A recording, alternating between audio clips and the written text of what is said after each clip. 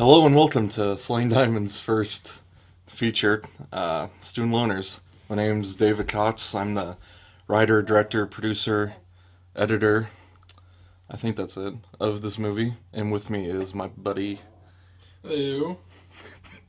Chris Wilson, actor, exec producer. exec producer. I mean, producer is someone that's involved behind the scenes, like in every aspect, so you would consider yourself a producer then, wouldn't you? That was me. Yeah. It's fitting that Chris is here because Slaying Diamond, the production name, comes kind of from him. Well, first off, Slaying was the name of my band in high school that we had a total of 0 practices with. But in this fake rock band, I played guitar. And but we came up with a really cool name, Slaying. It means like the killing of like thousands or something. It was just really metal. We were really into Metallica, so it made sense. So that part comes from that. Pocket that information for a decade later, and I use it here. Diamond, that part comes from Chris. There's one time last, I don't know, it's probably been like 2 years now. We were watching a movie called Cheap Thrills, and it was like 2 in the morning, and we finished it, and we thought it was pretty good, but Chris told me that he loves finding Diamond in the Rough movies. They're the best. Indeed. And anyway, so I like the idea of, scouring through all the garbage that we tend to do in order just to find one good movie. So that's the Diamond part. Because Rough Diamond Productions was already taken by somebody, of course. So there you have it, Slaying Diamond. Now, we have the intro here of the characters of Q and Frank, robbing a house. Chris, what's that on the table there? So, this house is my father's house. He's probably not a very good decorator, so if you're listening as Dad, I don't apologize. So don't mind the weird old person, never used furniture, but through this scene, hopefully you don't see a whole lot, but I think the scene's meant to be in the dark area, so basically it worked out. It worked out pretty well, I guess is what we're trying to say. So throughout this, you can also see pictures of your family. Well, there's your sister, right? We didn't get her release form for this movie, but it will probably be okay. I don't think she'll sue us. She might, but we'll see. Well, maybe. If enough people click on the movie, maybe she will. And then we'll cut all ties. But this opening scene, you're not really supposed to know exactly what's going on. Are these guys good, bad? You see that character Frank here is a little hesitant in his actions. This scene was the very first thing I ever wrote for this movie. I had this idea, I don't know, it's been probably like 3 years ago now, but I only had this scene in my mind. It was 2 guys break into a house. They're confronted by some unknown stranger on the steps. One of them gets shot. Cut to the title card. So, actually seeing it put together the first time was kind of weird because that was the first thing I'd ever written. The screenplay is the first thing I ever written outside of English essays or whatever in high school and college. No experience at all. Another neat thing about this scene, and correct me if I'm wrong, but you kind of notice the camera follows along with the character. That was, taken from one of an amazing series, True Detective. So. That's right. That's a good point. I forgot about that. See, I was shooting the camera. Well, I wasn't shooting the camera. I was shooting with the camera on this day. And Chris and I and Sal, I know he was a big fan. We loved True Detective, well, the first season. And, maybe it'll redeem itself, but season 2 wasn't great. But anyway, I think it was like the 4th episode or something. There's like a one lawn tracking shot following Matthew McConaughey through all these crack houses. And anyway, it was really elaborate. I think it was like 10 minutes long.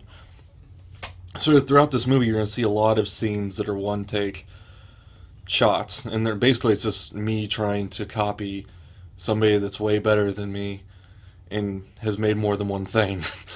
But in this movie, this first one's okay. Now we're cutting into different edits or whatever, but Uh, Here's the introduction of Mia as well. You don't know her name yet, but she has a connection with Q's girlfriend, Riley, which comes up later. This big interconnected universe is something that I wanted to play with, where characters all kind of knew each other through other people. Anybody that's watched The Wire would be a big fan of that, and obviously I am.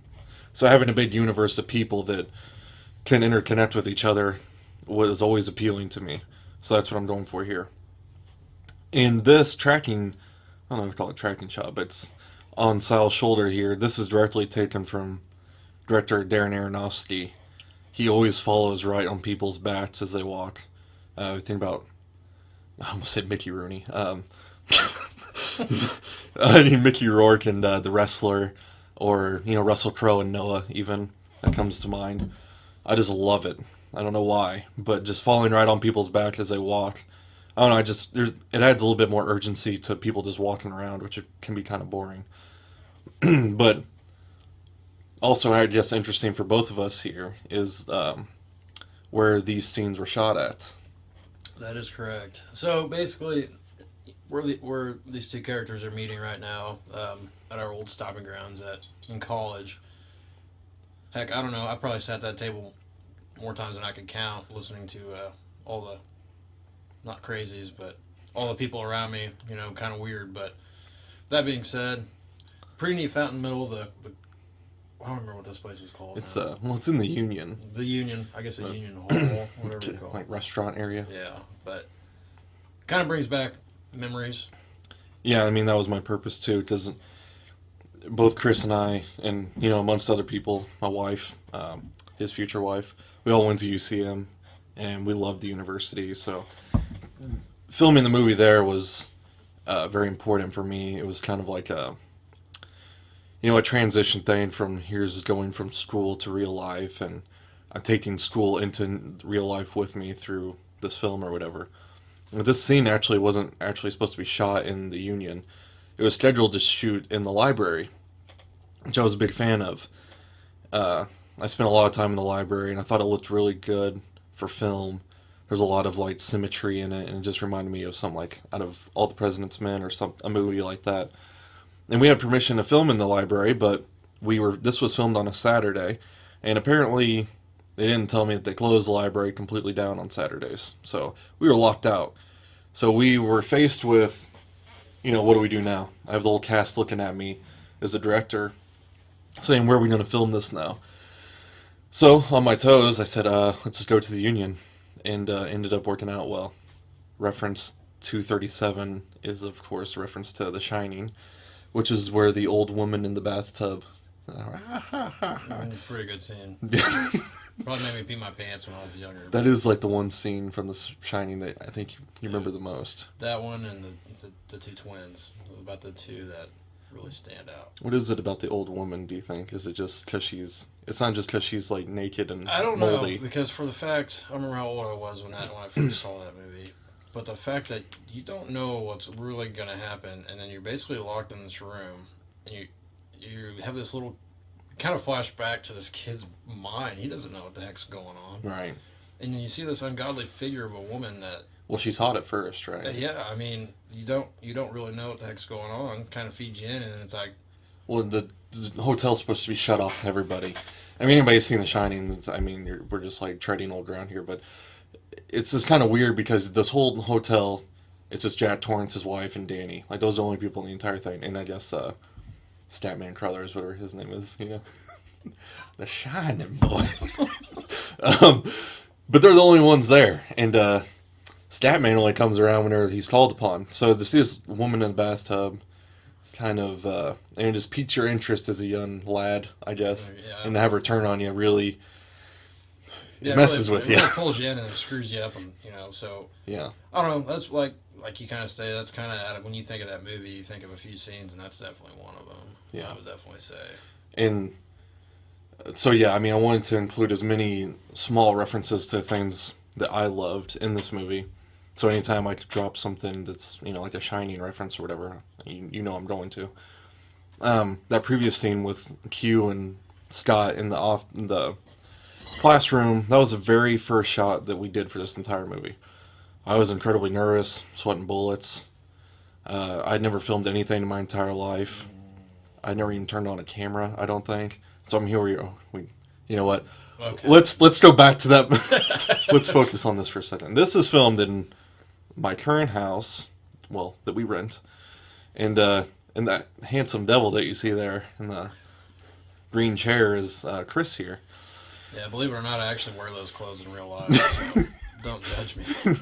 On a scale of 1 to 10, how nervous were you for this?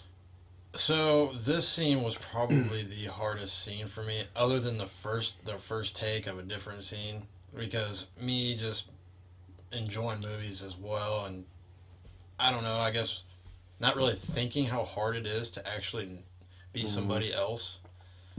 Yeah. I don't know. This was a fun scene though because it was me and the two guys and David, of course. So yeah, I was running. It went better than I anticipated. Yeah.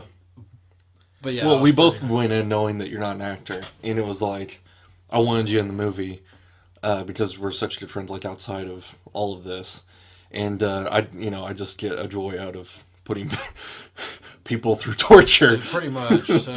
But I think it kind of helped having Sal and Don there because they're such. I mean, they're great guys in real life. Well, and they really worked with me. Because yeah.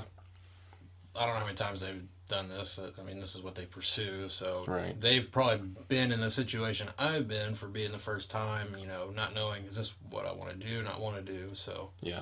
And they're both extremely good actors. I mean, I would put these two up with, like, anybody that you would see in your average, like, run-of-the-mill stuff. Like, they're both very good at capturing the characters. And, Sean's a weird character because, essentially, I wrote him as Q's best friend. It's Q's movie. Q's kind of based on me. And Sean is just this other guy. In a way, I guess you could say Sean is like Chris. So I didn't really fully form that character yet, but Don just kind of brought it into his own with his improv and stuff, and it just kind of blew me out of the water. And I from then on, whenever I write characters, I always made sure that I give everybody enough substance, and I don't try to cheat anybody out of anything. And now your character though, Chris, Kevin is Kevin Keane, another reference to Stephen King. He's based on two people that we both know, that we both knew. We won't say anything, but so was it weird to try and encapsulate both those guys? I don't know. Now that I watch it now, I feel like I wish I would have played more of a, what's his name, Danny McBride, and yeah, and well, he is kind of a douchebag sort of character, so I mean that would have worked, but you're kind of, I mean, I don't know. This character, you're supposed to. I don't think you really know what the hell's going on with this guy. Shouldn't have said hell. Sorry. Say it again. I don't know. Well, you just know, yeah. If you knew my personality, I think you'd probably enjoy the character a little more if you know my background. But yeah, because that is not you. It's not me, and if it was me, I'd hopefully be a little cooler than this guy. But this is also one of my favorite shots of the movie. It's excellent. If I say so myself. This was probably my favorite part of the scene, just because I don't have a line. Well, I do. It's like one word, I think. And you can see a Fear and Loathing poster in the background, and right below it, you can see a Busch beer that was used by the crew in order to loosen people up into the scene. I didn't know that was there. You know what? I didn't either until I was editing it. I would have probably removed it. That fake weed, though, it was cotton balls. Right, and it was like covered in glue, and it was like dipped in oregano. Was it baked? No bake. No bake. No bake fake pot. No baked pot. No bake what's fake the pot point? Cookies. But yeah, my sister-in-law Kim, she made that, and she made like 2 huge pans of fake weed. I mean, you should have smelled our house that weekend. It was insane. Did not smell like pot. It smelled like some nasty Italian food. Italian feast. Yeah, and. I was ecstatic and but then little did I know that molded. So like I had a lot of weed that made appearances throughout the movie. It's just part of the theme. There's our cameraman Phil, and his one cameo is great. Yeah. And So I didn't realize that the weed would mold like that, and we ended up having to make a whole new batch. And it was a big pain for Kim, I know in particular, but I appreciate it. But in that jar, you have some moldy weed that kind of shoved in the back, so you wouldn't see. Yes. Here's the debut right here. Yeah, the most attractive cast member. Yeah, with no lines, unfortunately. No, he very puts me through. So. Very fortunately, wearing a Hunter S. Thompson shirt in that scene. If Stephen King is my favorite fiction writer, Hunter S. Thompson is my favorite nonfiction. So don't get fooled by this character. This is not derived from Spock. So with that being said, take it for what it's worth. How do we know this guy? Not him. That's Erik. He's great. But we're talking about Scott here in the white shirt. What's our history with him? I don't even know where to begin with that guy. So, obviously one of our teachers in school. History teacher. History teacher. Football coach, basketball coach. We made him look good, so I hope he's listening to this. But through editing, anybody can. No, I'm just kidding. He was. We kid him, but he was a lot of fun to have around, just because he's always breaking everybody up, and that kind of helped with people who. I don't want to say it's a bad thing to take things super seriously, but right. It just that particular day was very long, and we kind of needed some levity to break some stuff up. I don't know. I feel like we got off track there because this thing's moving. Let's move on. We'll catch up with it here shortly. This is the first time I've watched this since the premiere back in May 2015. This is currently March 2016. I tend not to want to watch it. After the premiere was the best. It was like top 5 experiences of my life, and I don't really want to tarnish it by continually to watch it over and over because because then all I notice at this point are the flaws. This isn't in focus. Sounds bad in this scene. I wish I would have gotten another take in this scene. You can drive yourself crazy. So it's a learning point, and I don't know. Kind of play the thought of, I guess, Johnny Depp that doesn't want to watch anything he does. Yeah, I'm exactly like Johnny Depp. And the point of that being is, we know this isn't a top film. We know it's not highly budgeted. It was for fun. It was for experience and learning experience. So let's go hang back. on. This isn't a top-rated film. Well, I'm kidding. No, we both know this. That's you know what I meant. Yeah, I'm just busting his we'll balls. catch up with the scenes. So yeah, well, and okay, let's point out here. This is one of my favorite days of shooting. This was amazing. Phil's running camera. I'm running sound. Everything else. We have the introduction of Brian here. Brian is played by my brother-in-law Tim Shields.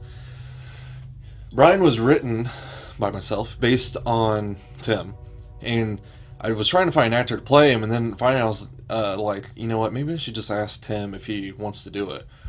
And I'll be darned if he doesn't do a very good job in the scene. And in the whole movie in general, he's just natural. He's a baller.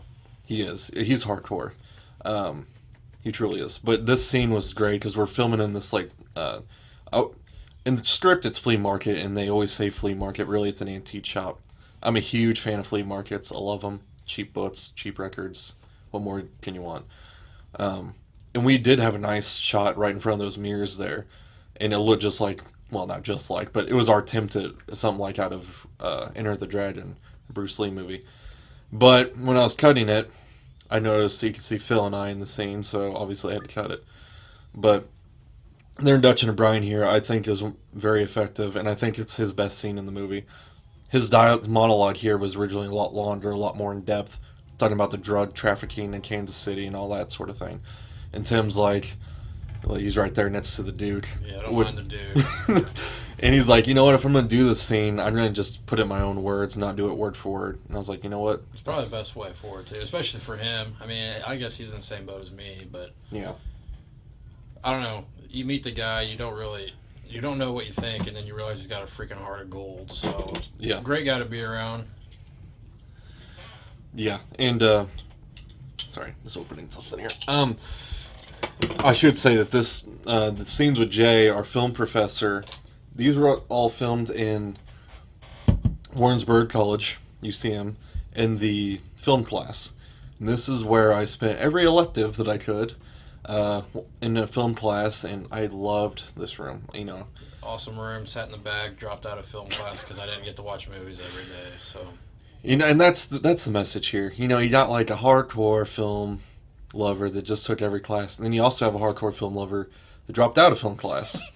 What does that tell you? You don't have to be an academic film lover to have a passion for film. I think that's important. I would say so. I mean, I thought it was going to be a breeze, and then I realized I had to learn Yeah, right. every little thing about a freaking movie, and I thought we were just watching movies, so I was kind of bummed out. That's exactly what I she thought we says were- at the very beginning of every class. Not my teacher. If you're here to watch Spider-Man, you got the wrong class. No, not my teacher. He had a long red ponytail. I didn't have that guy. Yeah, you're lucky. Well, my film professor, well, I had two, but she was great, and she actually got me a recommendation to film at the college, and I'm incredibly grateful for that because that helped me out a lot. That helped me to be able to film in the school to begin with. That always bothers me. Anyway, but Going back, I guess I don't know what. I'll say too that outside the film doors was the number 217. Now 237 was Scott's room, 217 is Jay's room. In the Shining book, 217 is the room with the old woman in the bathtub. So not just gonna reference the Shining movie, gonna reference the book as well because I'm pathetic. These scenes here shot in my sister's house. Very kind to have us film here all the time. I filmed my, not just Student Loners, but we're filming Curmudgeon right now, and we filmed the majority of it at that house. We're starting to film in May called Return of the Devil, and it's going to be shot in that as well, including a very bloody showdown that she's not excited about. Oh, nice. Yeah, here's more of Kirk. Yeah, you got Spock in this one again. So, This is filmed at his parents' old real estate offices in Richmond. and this is Mia is his daughter in the film. Yeah. So I guess you kind of get that. You finally get that first bond from that first scene to these two characters meeting. You're finally starting to piece together who belongs with who, so to speak. You know, Mia's was Scott, related to Scott, I should say. And Scott is Q's professor who he really likes and has helped him a lot through college. I should say, too, you know, we bust his chops a lot, but Thacker, the part of Scott was based on two people. Often these characters are based on two people. One was himself, Kirk, and here's another Aronofsky shoulder shot. And the other person it was based on was Paul Rorvig. He was one of my history professors in college. He was Canadian in descent, which I thought was interesting. You're teaching American history, but you're Canadian. He was a really great guy, just laid back. Scott in the screenplay is originally supposed to be Canadian, but I ended up dropping that because the character of Ralph is also Canadian, so I didn't want to be like, you know, what is this strange brew all of a sudden? Yeah, Everybody's Canadian. You wouldn't know what it's about, so Nice. I had to squeeze it in there somewhere. And you'd be like, well, are these two people related? Because all Canadians are related now. Basically. But I should say Paul Rorvig ended up passing away like last year. I was very bummed to hear that. He was a great professor, and I really admired him. If we would have done like a dedication thing, I would have liked to have done that, but he passed after the movie was done. But Kirk was an inspiration too, just because he was our history teacher in high school growing up, and sure he could be rough on us in football. I don't know if rough's the right word. I don't know. He acted tough. He just wanted, I mean, I say it now. Back then I just didn't listen to him. We just played to play football. But I did think he brought history alive for me, did. and I truly got interested in that subject because of him. And that's what I ended up graduating college with. I majored in history, minored in political science. What'd you major in? Safety management. See, he is the practical one. This whole movie was written and based upon my failures in life. Oh, not true. Let's be honest. I graduated with a history degree. What do you do with a history degree? I was asked this all the time. I didn't know. So, mostly, probably teach, right? Well, I didn't get certified to teach. So I'm kind of screwed. You can't really do anything with that without certification. So I spent I I was working retail. I won't say where, just because it was a miserable existence. But I was working retail at a certain box store for 3 years, and I hated it. And as soon as I graduated from college, I was like, "That's it. I'm done. I'm quitting. I've graduated college. There's no need for me to stay here and check people's merchandise as they leave."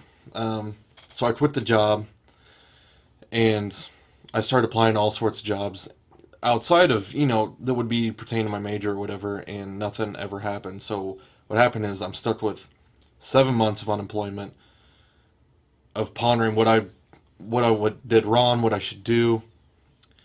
I'll bring back the subject in a second because this scene plays into that whole idea. First off, in the toll booth, I don't know, a ticket booth, that was Jake White. He he was great. He worked with us a lot. He was the manager here at the Twin Drive-In, and he will also be making an appearance in my film Return of the Devil. If you're not from, I don't know, if you've never been to this drive-in, or ever a drive-in, I guess nowadays, but heck, I used to go here when I was a kid. Microphone in the background. Sorry, go ahead. It happens. So, I don't know, it's weird because it's the same, and it's still got that old, drive-in vibe, and Yeah. it's still pumping out, so... The only thing new about it is the posters. Look, you still have these old stand-up arcade games that nobody ever plays. You got sticker machines. But that being said, I don't want to knock this drive-in. Don't get me wrong. I love this drive-in. Well, and it says something too, kind of like I stated earlier. If it's a drive-in and it's still open, and you know what drive-ins are, they're obviously doing something right. So. Right. And to me, the appeal of drive-ins in general is that they're from a different time. Because if you want to go to multiplex, or if you want to IMAX or Prime or whatever, you have that option. But you don't have a lot of options to go to something that is reminiscent of, like, the 70s or whatever. Well, I don't know. I'm surprised these places aren't still populating. Yeah. You could see a 3 feature. I mean, 2's the same, but It's an amazing deal. well, and you get to bring snacks in. So I mean, you can't beat it's that. when you can bring a grill. The Twin allows it, I believe. I've seen people grill. Oh well, if you bring it in, they're not going to say anything. You throw footballs. This This guy. We'll get back to the drive-in in a sec. We have plenty of time to talk about the drive-in. First off, this is Iris in the background there. She was great. She came in for this little scene here. The character was originally named Worker. And I changed it to Iris because her name was Iris. But here with the cigar is Richard Sobek. And boy, what a character he is. And I mean in real life. I really think he brings the life to this freaking film because he's got it going on. He knows his stuff. He does. And we're back at the real estate offices of Thacker's parents. So we're not actually in a drive-in anymore. This was filmed on a different day. But Richard is great. This is one of my favorite scenes to write because Ralph is the owner of the drive-in. He's really gruff. He's Canadian. He's a jerk, essentially. And he gives them a big rundown of how things will be and how they should be. I just loved writing it. And when Richard came in, I was like, yeah, this guy is perfect. He's a good actor, and he just brains that sort of... I don't know, spark probably because, yeah, like I said, you watch this movie, you finally starting to get the storyline. You're finally starting to understand, and then you meet this guy, and you're like, oh, I think the table's just turned because he really does bring life to this film. Mm-hmm. And yeah, you got to note the fact that his office has a poster of Jaws. So that Jaws poster has been with me in every place I've lived. My house, like growing up, my college dorm, my current house. It's my favorite movie poster of all time, and I will continue to have it in every house I have. Unless I steal it. You will not steal it. We're both big fans of Jaws, so no surprise that he would try to steal it. Eventually, we should probably just do a commentary of Jaws. I would love that. I think we should do that. Maybe we'll do it tonight after this. Stay tuned. Yeah. Hear us tell you a bunch of stuff that you already know about Jaws. Back to Richard here. Geez, what more can I say? Well, after meeting him... Well, okay, first the character of Ralph. I told him it's based kind of on Robert Mitchum, the famous actor that had his prime, 50s and 60s, that sort of time period. But he completely made it his own thing, which I appreciate. Gotta love that big Canadian flag in the background, too. But after meeting him, on this day, because this was the first time we ever filmed together, was here in Richmond at the real estate offices. After I met him, I kind of formed this idea of an old man who loses his wife. He's an alcoholic, and he doesn't get along with his children. And so he's got to learn to deal with his kids after his wife dies. And so all of this is kind of based on him, because after I met him, I was like, this guy would be perfect for that kind of role. So I ended up writing the script called Curmudgeon, and eventually kind of branched down to saying about a former documentarian who is trying to battle whether he should try to bring his career back or not. So I ended up writing it. I wrote it on, oftentimes when I was driving home from shooting these scenes, I would scribble notes down in the seat beside me as I was driving. I know it's not super safe, but if an idea comes to you, you don't want to lose it. I didn't realize voice memos were on my phone. But anyway, and so I wrote the script, and we are finished filming Curmudgeon on Sunday, and I cannot tell you how happy I am with how the film is turning out so far. I'm pretty pumped. I mean, I only witnessed a little part, and if you watch it, you'll know who I am, hopefully. No spoilers on who you are. It's a very, I would say, crucial. Crucial? Fun. It was fun. It was fun. It was fun. It's a very crucial scene, and as soon as I wrote it, I was like, you know what, Chris would be perfect for this. It was nice. I didn't have to memorize a lot of lines either. So but you were there on day one of filming of Curmudgeon too, and that's important for me too because Chris was so involved with Stu and Loners that to have him on board with every feature that I make, I want to keep that tradition up because it helps me direct in a weird way. And it kind of sounds let's stupid, be honest, but everybody goes to see me, so that's true. But excuse me, having Chris there kind of like eases me into it because I know that like he knows if I'm gonna bullcrap somebody or whatever, and so he kind of puts me in check, and I try to make sure that my directing is on point whenever he's around, and especially on day one of filming, that's very important for me to establish a very real connection with the actors. Which is nice too, because you get that comfort factor, especially for me, because of course you give me every line possible that I don't want, so it's nice. I don't know. I feel like if again, no spoilers, but Curmudgeon, you have less lines. I do, which I'm fortunate about, but I mean, you had kind of insisted. You said I don't want to do another monologue. But then what happens? I get the opening scene in the next movie. So spoilers. I'm sorry. He is in the no more spoilers. He's in the opening scene, and it's a very important scene. You'll see it. You'll understand. I want to go on a limb and say he makes the scene. Sorry, Richard, but we'll Chris brains it. We'll see what happens. Okay. Back to our film. We're filming inside the drive-in lot now. This is inside of what I like to call Scarlet, my beater car. She's a beauty. She is a beauty. She was once. But she has taken me to dozens of concerts, hundreds of films, maybe thousands. And I've really put her through the ringer. And so it's only fair that I debut her in her feature film of her own. After all, her battery has died many times at that drive-in. I've been there and I've done that too. But here we get a connection of Q and Sean again, kind of growing their friendship. You get a little bit of backstory with them. They have great repertoire, interaction with each other. I think they seem like they're friends. They do. I mean, I watch them doing this. Like, they're obviously probably do it better than we would, but you get that factor that they've known each other forever. I know. We really have known each other forever. Well, not forever, but I think if you and I were in that scene, it would be a disaster. It would be a disaster in a good way, I guess. Yeah, well, you're not privy to the behind the scenes of tonight even, but we had a lot of false starts just starting the commentary. So it says something about an actor who can just go right into a scene and become such good friends, if not best friends with somebody that they didn't even know before filming. I mean, obviously it's acting 101, but to watch it up close, it's pretty impressive. Here, intro of Frank. Frank is arguably my favorite character in the film. I don't know why.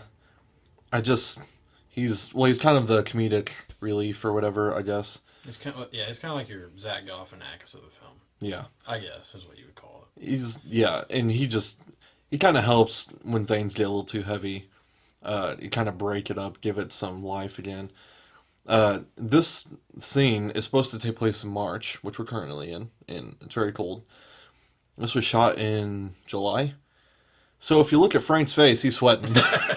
And kudos to the actors for wearing coats, hoodies, and beanies whenever it was like, I think it was probably still 85 degrees. Just never really put two and two together. Yeah, it is kind of weird, right? Yeah. You just kind of buy that it's cold because they play it off. But yeah, they're hurting. But thanks for them. This too, speaking of the True Detective thing, this is the longest unbroken scene in the movie. 5 minutes long. Took a lot of practice, choreographing to get it right, blocking. Very long to do. I don't know. I think we did 5 or 6 takes of it, and I think the 5th take was the one that we used. And thank God it worked, because, man, was it brutal. There was a lot of, running into each other. Me and Phil are running into each other. I'm running sound. Phil's running the camera. So inevitably, we're kind of running into each other. And whenever we're walking in front of the actors, like, we're trying to, walk facing forward, but walk backwards. So I think Phil ran into a pole one time. And Phil.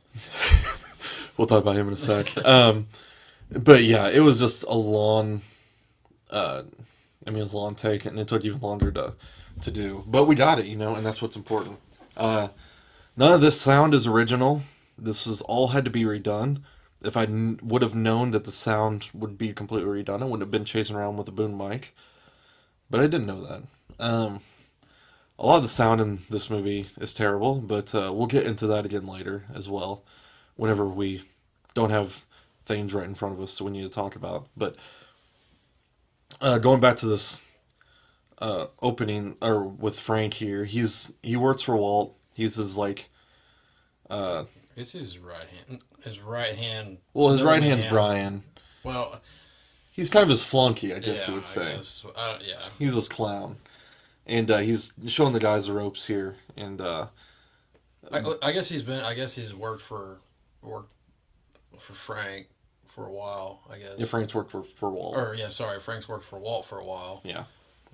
So you kind of get that sense of he knows the ropes. He's not the right hand man, but he's also not a newbie to the game, I guess is what I'd say. Which is a perfect in between, because Walt is the extreme. These guys are brand new. That's his drive-in in general. This drive-in, the Twin Drive-In, and the I-70 Drive-In are the two local-ish. Really, no theater is local if you live in Hardin, which we have. Well, I have the pain of still. It's not a pain. I love Hardin, but it's very difficult if you want to do something social. So, like, I'd say especially now. I mean, now we're older. I mean, back in the day, it's like an hour drive to do anything, basically. Yeah. Here we got Jake again. Good sport. So yeah, these two are my favorite drive-ins. I-70 drive-in did triple features, which, to a guy like me, is amazing. 3 movies for $10. Can't beat it. Can't beat it. And then this one just does double features. But my first film here at the Twin Drive-In was Batman Forever back in '95. I still remember that. I remember peeking over from the back seat, watching the film, and then my dad saying, "Oh, Drew Barrymore is kind of in her underwear here. Maybe you should not look." That's the part I remember. But I remember really loving Batman Forever. I'm a huge Batman fan still. What was your first film at the drive-in? Do you remember? I honestly don't remember. I want to say Twister only because there's a drive-in scene. I know that's not right. So yeah, well, that's like the infamous like. I don't remember what my first film was. We used to go all the time with my dad and my sister. You and I have been to the drive-in, haven't we? Honestly, I don't think we've ever been to the drive-in really? together. That's so weird. Well, we need to remedy that. But yeah, I again can't thank the drive-in enough for just allowing us to film there, because this whole movie hinges on that one location. I can't stress that enough. If we didn't have the drive-in, there's no movie. We're screwed. Like, the whole point of the movie is the drive-in. If you look here, Sal is holding a 4-ounce bottle of beer. I forgot to bring a bottle of beer with me to filming, and so we had to get one at the gas station. So it either looks like Sal has really small hands, or he has a huge beer, and it's a huge beer. It is a big beer. Oh, here's the man. He is the man. This guy, Walt, played by Jordan Fox, and I think I speak for everybody when I say that, man, he blew everyone away. He really, I mean, he plays like he is the bad guy. Which is so weird because in real life he is so like nice and like kind and caring, and to always see him as a bad guy in this film, I mean, it just shows his strength. I mean, I don't know if we could have had anyone better I don't think in the we next definitely group that we couldn't. had because I don't know. I only met him a couple times, and the only couple times I see him were acting. So I mean, okay, it was kind of. I don't know. I wouldn't want to say terrifying, but I'm like, It's very intimidating for sure, like especially whenever he's turning it on like really aggressive, and it's like, oh, oh yeah, I don't somebody want to like me. cross I'm him. like, I hope I don't, tick this guy off. But Mhm. I guess we'll get back more on him. Yeah, we'll go back to him. This is another lawn tracking shot. God, I feel like I'm going to be saying that a lot, but it's true. This is another sound or another scene where none of the sound is original. So deal with it. Uh, it was very painful to edit this together with the sound. I will probably talk about this later, but okay, here, cameo, my wife, and her sister-in-law. She was in the leopard print. She's I really wanted to be in the movie, so I said, well, you know what, you can be drive-in hottie number one or number two, I don't remember, but she's one of them. And yeah, our sister-in-law Sam was the other one. But I can't. Yeah, it was a lot of fun. The film at the drive-in in general. I mean, talk about the best location to film at. I've done a lot of stuff lately, and nothing has touched it. It's just there's an atmosphere there that it's like you hear it all the time. It's a character in its own movie, but it's true. Look at all that The weed. weed pizza. That was I don't want to toot my own horn, but that was a pretty good idea. Seemed like a good idea. If you're gonna sell weed at the drive-in, You're gonna have pizza. yeah, and you disguise it in a pizza box. Made sense. I should say, there's my brother-in-law Jordan. Uh, I said the cue was kind of based on me. Mainly, that's just because of his struggle in what to do after college. That's where comparisons end. Didn't sell drugs. I think I can speak for you when I say you didn't sell drugs either. That's So, correct. so obviously this is all kind of a manufactured sort of thing where, you know, I guess you'd say inspiration for this is kind of Breaking Bad, where you're having to do something you wouldn't normally do in order to Get pay by, bills. Yeah. And I love Breaking Bad.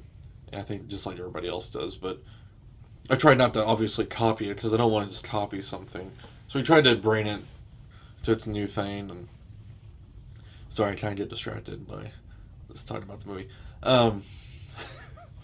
Let me go back real quick because there's no other scene in the film that addresses this, but where we meet Walt for the first time, his back at the drive-in, that was a very intense night of filming because the skies got really scary looking. Ended up like everyone's started fleeing the drive-in like 10 minutes into the first movie, which was Transformers 4, which Unfortunately. I should have fleed on my own. Yeah.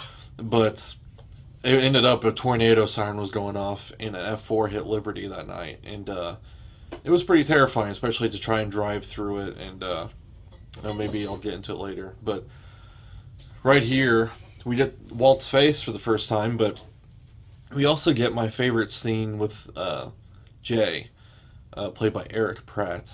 This scene is my favorite of his because you really feel for his fear of losing his sister and his anger towards Walt and selling her drugs. She's a junkie.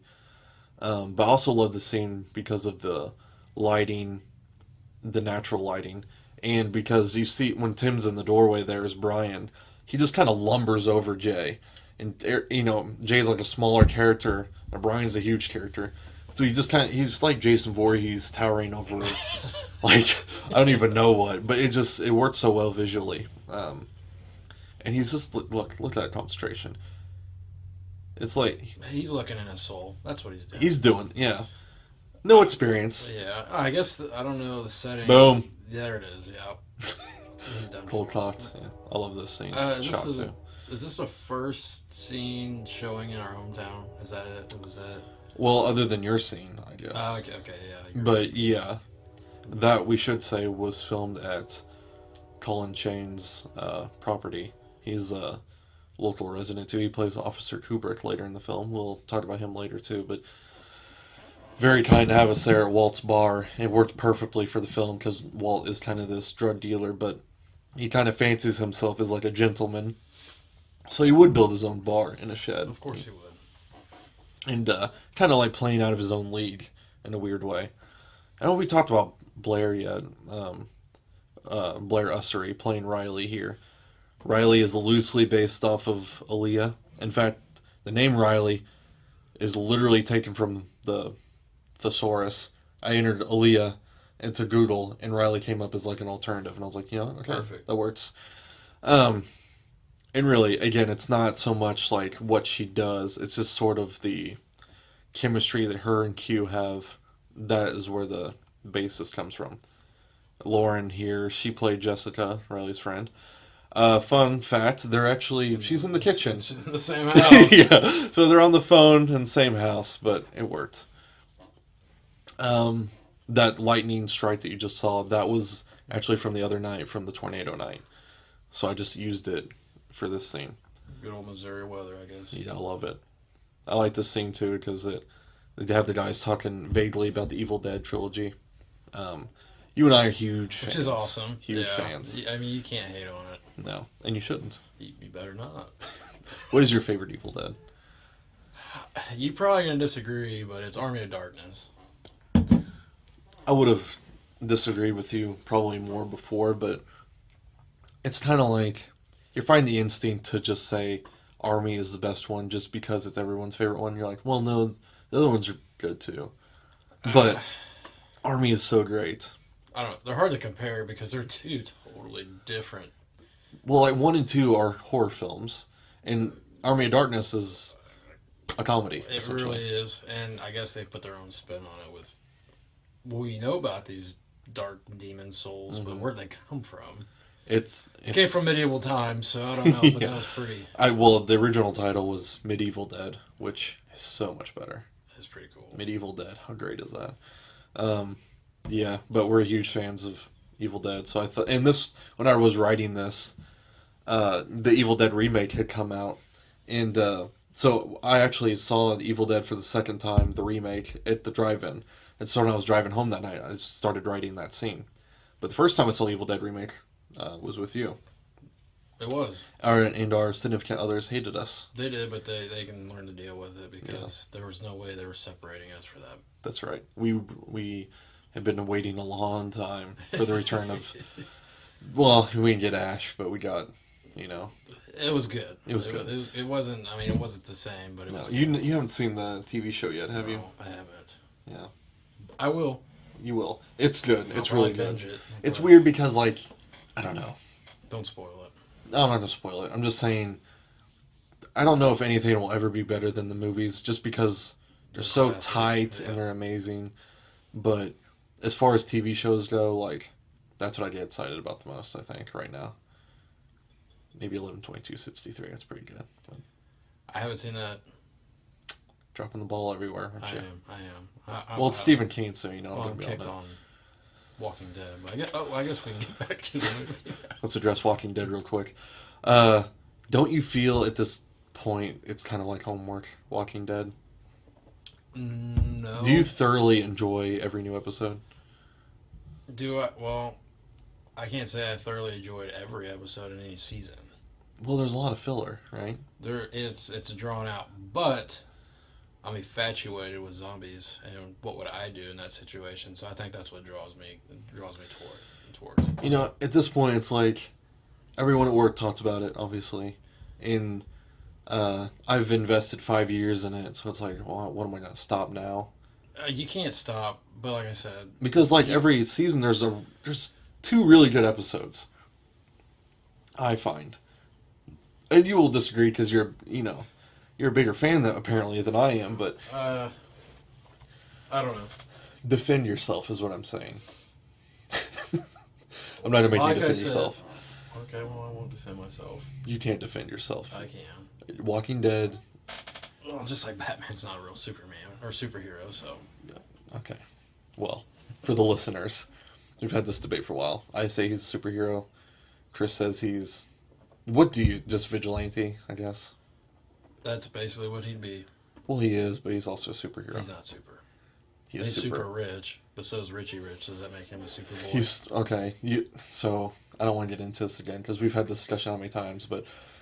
If you have those abilities, or the abilities to put things together the way he does... He's the world's greatest detective. How can he not be a superhero? I don't know if he's a detective. He's literally called the world's greatest detective. Well, now it's Ben Affleck, so if that says anything, then... World's greatest... Yeah. Chin? I don't know. Yeah, so... Well, the movies don't display the detective part. I guess not. Yeah. So I just... So unless you're a nerd like me and read the comics, then... Okay, back to the movie. This is one of my favorite scenes, because you got Walt smoking a doob. That's actually not my favorite reason, but... I should say I rolled those myself, and they're filled with tobacco. Jordan's not a smoker, so he really did me a solid by sucking on those things, and I know he didn't enjoy it, and got some Jaeger in that scene, he played too. the part, though. I mean, this is his bar, this is his setting, so... Yeah. He's so good in this scene, too. He's good, he's loud, but not too... He's not screaming loud, he's loud in the sense of how he portrays his character and his voice. He's loud and, like, being assertive. He's very assertive and very aggressive. Yeah. And I can't imagine anybody else doing this monologue. Like, he's so good. I should say that I based the character of Walt on Jack Nicholson when I was writing it. I was like, I want like a 1970s Jack Nicholson as the villain. And I told Jordan that in our first script read through. And, he took it, and, but when he came and he started performing, he did something completely different. And yeah, and it's better, in my opinion. Of course, doing your own thing is always going to be better. Those fake teeth were actually wax that I dipped in fake blood and drew on with a Sharpie to make them look rotted. Fun facts behind the scenes. This is Zane Cook. Him and his wife Alyssa helped us out a lot too. Poor Zane has to die though. So this is first death in the movie, right? Yeah. Spoilers, but yeah, pulls out his teeth there, cuts his throat there. This one of my favorite shots coming up here is when Brian comes back and has the axe in front of the headlight. Another Shining reference with the axe, here's Johnny sort of thing. I actually talked to somebody, a relative, and she's like, I got so grossed out by the chopping up of the body. I was like, really? It just seems weird because, it was obviously like that's a fake foot there and a fake hand, but it kind of looks pretty good. You can't really tell it's a hand until you see the fingers. Yeah. You can definitely tell it's not a whole body anymore. Right. Okay, let's talk about this night. Or go ahead. Well, I was gonna say I just love it because he's so nonchalant. Yeah, it's just another day. Carrying a body down. We're gonna dump it in the Missouri River. Just another. Look at him carry the trash bag. He's just like, this night. This was a bad night of filming. God, it was like probably midnight, and we were out filming out on this gravel road outside of Hardin. And when we got through everything, we finished, and we were trying to leave, and all of a sudden a truck came out of nowhere and blocked us in as we're leaving. Tim gets out and says, some farmer wants to talk to you. So I got out of the car, and I go over there, and I talk to him, and he's like, what are you doing out here? And I was like, well, we're just making a movie. I was like, we didn't tear anything up, and blah, blah, blah. Well, it's private property, right? I said, well... Actually, he goes, you know what the purple paint means, right?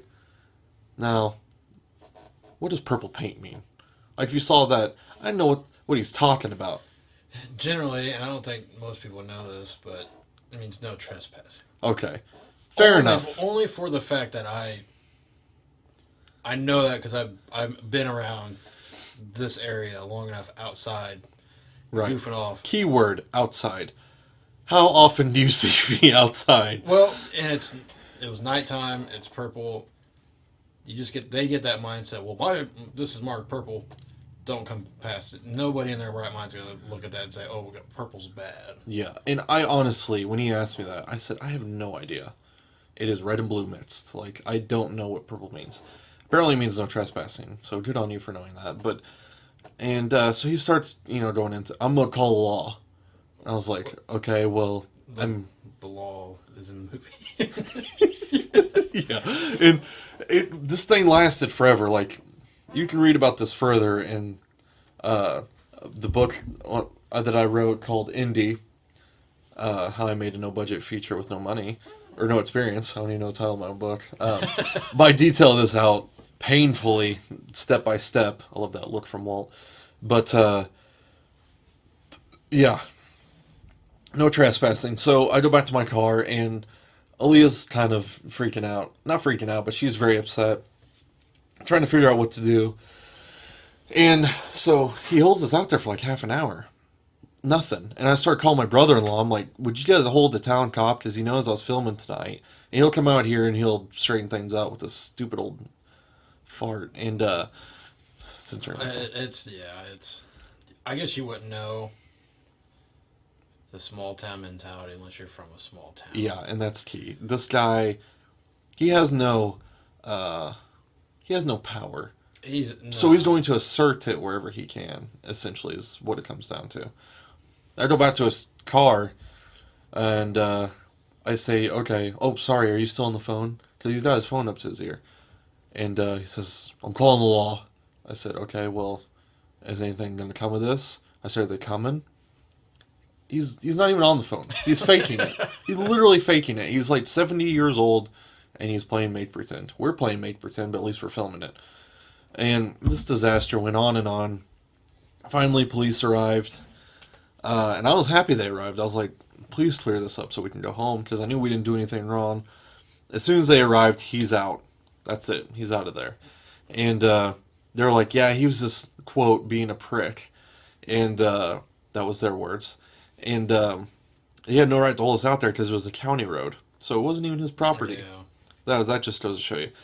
And I felt really bad for Jordan that night because, I said we're going to be done filming at midnight. Here it is like 1:30. And he's having to deal with all this crap. And, it's not really what you want to put your actors through, especially whenever you're not paying them. Yeah. And I don't know. I guess it kind of gave him the feel of the area. True, yeah. He looked at EJ's Bayside Tiger shirt. I didn't even realize he was wearing that until I was editing. Saved by the Bell reference.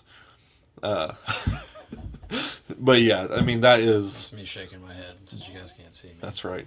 That's the bad side of Harden in a nutshell, basically, is what we're saying. Good side is, well, us, I guess. Pretty much. But, no, love the town, grew up here, but there's some, I don't know, nincompoops out there that don't know anything other than where they live, so. Nincompoop. I don't want to say any other bad words. Right.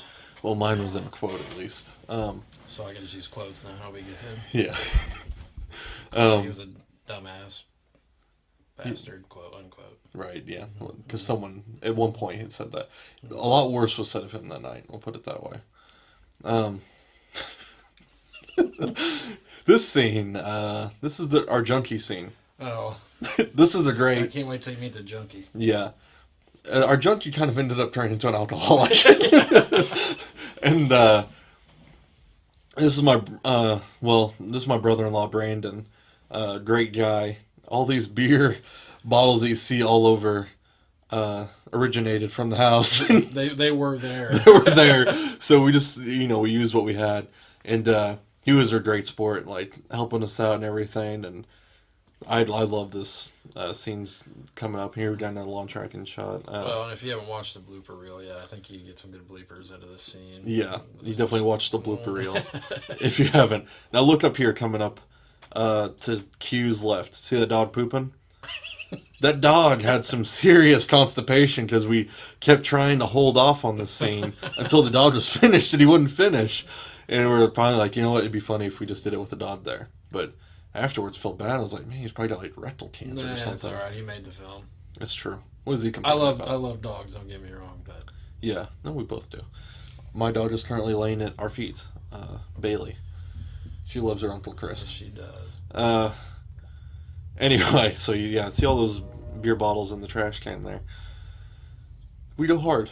No, we don't go hard.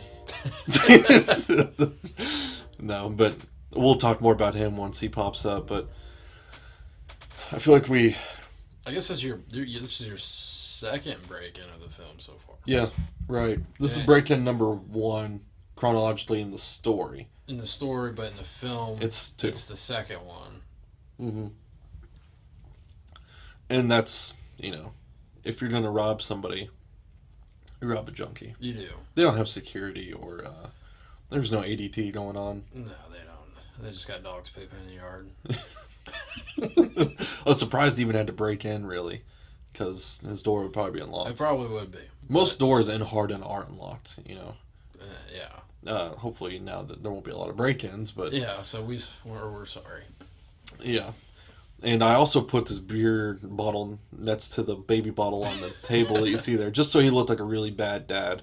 You see all those toys over there. You see Walt's Jägermeister bottle there by the TV. You can see the deer wearing the hat. Oh, yes. That's been there for a while. This needs to be addressed. Well, first off, Sal's trying to open up a drawer that appears locked, but actually there's no lock on it. Those are unlocked. so he's doing a great job acting. Let's talk about that hat. That was a fun night. What was on the hat? It was a Hooters hat. How do we get a Hooters hat? It was the start of our tradition, I guess, going to a hockey game. Go Mavericks. It was the Mavericks. And I think I pulled your guys' teeth by trying to get you to Hooters. And I think I got enough liquor in you guys to say, oh, let's do it. We go there, we eat our wings. I don't remember how we got the hat. Did we win a hat? Wow. No, we didn't win it. Oh. They charged us double for wings or something. So we got one of us. Well, did I get the free item? And she said, well, you can have your food for free, or you can... And you said, well, instead of getting my food for free, can I get something? And she's like, well, what do you want? And you go, I want, clothing. And she's like, well, I could give you a hat, I guess. Because it was, equivalent to what the food was. And so you took the hat. So we come home that night. Brandon always went with us. It's our annual hockey game. And you put the hat on top of the deer head. That was, that was what, 2 years ago? 2 years at least. And fun fact, that hat is still on that deer. I was about to ask. I've been over lately. I was wondering if the hat's still there. It's still there. I love it. So every time I go over there, I see that hat. I'm always thinking about our night at the hockey game.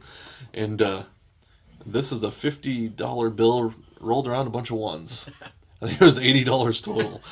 But what? I mean, what do you expect to find? Yeah. What am I going to pull, $4,000 out of the bank? Not going to happen. There he is. There's Brandon. Glasses are off. And glasses are on. You know what? You got to deal with what you're given. I didn't realize his glasses were on when I was cutting. But it makes if you know this guy, if you ever met him or meet him, or if you watch this movie a million times, I think you kind of get the sense of how this guy is. Yeah. Granted, take away all the alcohol and the gun and stuff like that, which he loves alcohol and gun, but he's of course not abusive of it. No. He's Brandon. He's a great guy. He's what you call... good old boy kind of needs to see my family in the reflection of the TV. Good old boy kind of gets a bad rap because it's kind of like I don't know, it just seems like it does, but... I guess I love this shot too. Phil's chasing after him on foot, holding the camera, which he thoroughly enjoyed. This is a front-firing blank gun. It shoots blanks. I wanted to get the exact same gun that Dirty Harry had, so I did. That was, I think, the most expensive purchase on this entire film, which, says something. Yeah, yeah. Okay, let's be honest. We're not making The Godfather here. Not yet, at least. Not yet. We're not even making... Well, you know what? I don't want to bring someone else down. We're not making The Godfather here. So you deal with what you're given, but... Or more on that.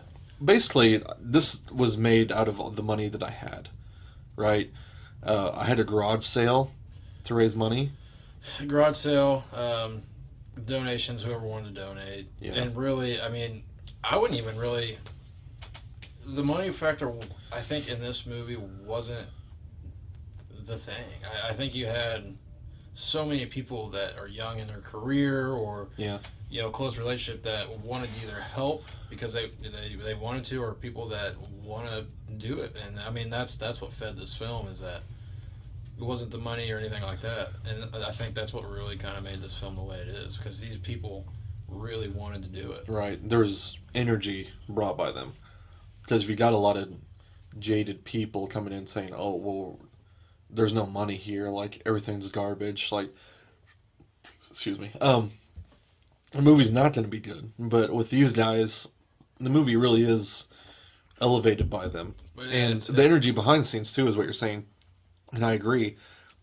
The community kind of got behind us and was excited by the prospect of making a movie, and that was not something I anticipated because whenever I wrote the screenplay, I told probably like five people. I told my wife, obviously.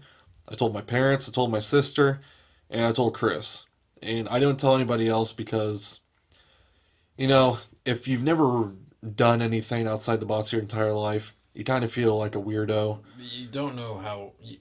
It sounds awesome to you, but you don't know how it's going to sound to other people. Yeah, it kind of sounds like, oh, so you're kind of a pathetic loser who thinks he's going to do something. Well, no, but That's okay. I get what you're saying. That's what I'm not saying. That's what people thought, but I think, yeah, because I can't emphasize that enough how this doesn't happen It's around kind of here. like you have that great idea and then you say it and it sounds stupid. Right. It's what you say. That's that barrier you have, is that sounds amazing, but do I want to tell somebody? Yeah.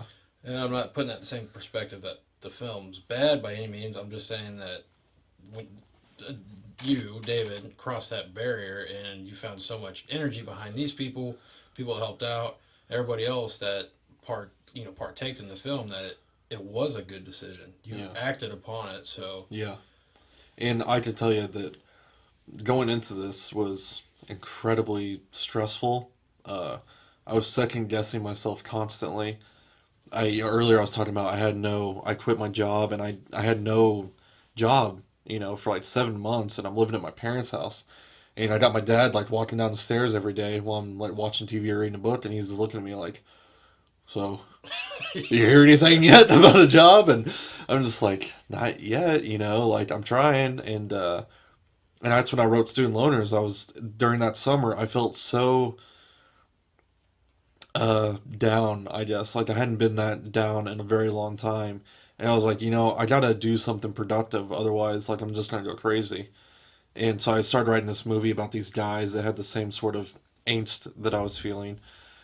And then, like I said, like I finally started telling people about it, and you feel stupid, but after a while when you got people saying like, yeah, it's great, like I knew you were gonna do something like this eventually, and that kind of makes you feel good. And uh, I should say too, this is right outside the dorm where I used to live in college my first year.